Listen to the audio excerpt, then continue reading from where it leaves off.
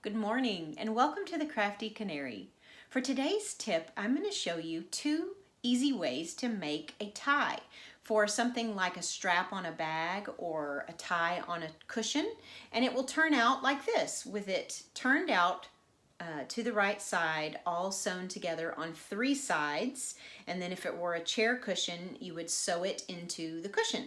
So what I like to do is avoid turning the tie because it takes a while, it's not easy, I don't like to do it. So what I tend to do is take the tie and iron it with this part down and wrong sides together. So let me show you how I have pressed it.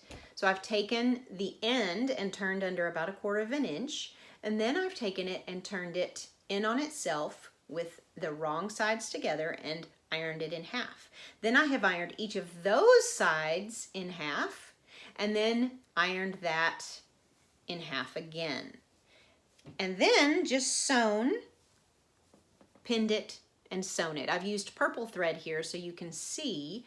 Normally I would use an ivory color like the color of the strap where you wouldn't be able to see the seam, but just so that you can see what I've done, I've sewn it on the end and the long side, and then we have this side open where you'll sew it into the cushion. Well, I actually was using this fabric, and it's a velveteen, to make some cushions with ties, and I was using this tie, which after you've done all that folding, you have 4 layers of fabric, and then it needed another tie, and then the cording, and then the 2 pieces of the cushion, and all said and done, it was 12 layers of fabric. And after breaking quite a few needles, I decided that that was not going to work and I needed to figure out how to turn these ties quickly. And of course, as usual, I was in a hurry. And so I got on the internet how to turn ties quickly and discovered they make a tool that you can buy that consists of basically a tube and a stick.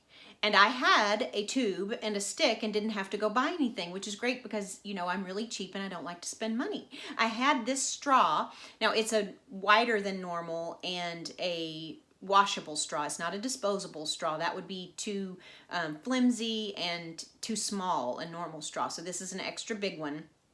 And I use it as the tube. And then this is a stick that came with some fiber fill. You could use a chopstick. You could use, they do make turning sticks like this that you can buy. You can use a knitting needle. Just be careful if the end is pointy because it might poke a hole in your tube. So you want to be really careful and try to find something maybe that's a little more blunt like a chopstick.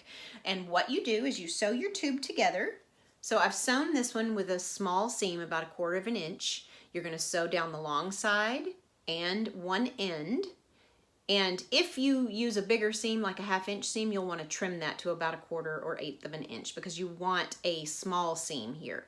And then you're going to trim your corner. You want to cut out, again, the bulk. So you trim that corner. Of course, don't cut your seam, but trim off the corner. And then you're going to take the straw or the tube and put it inside the tube that you've sewn. And go to the end that is sewn and take your turning stick, your chopstick, whatever you're using, and put it into the tube, the straw. I'm going to use my leg here as leverage. And then I'm just going to start pulling it down and it begins to turn. Now the stick's going to drop out here in a second. There we go. Oh, fell right out. And it's going to make the turning so much easier. Now with this thicker fabric, it does take a little bit longer. With cotton, with a thinner fabric, it's very simple. Now I am going to use my knitting needle. That I bought at Dollar Tree, by the way, because I don't knit, but I knew I needed something like this to help me turn things, to get the corners nice. Now I'm still going to be really careful so I don't poke a hole through this. And there we go. So now I don't have so much bulk and I can sew this into my cushion without having layers and layers of fabric and not breaking so many needles. So I hope that this helps. I hope you can use this tip and I hope you have a great holiday. We'll see you next time.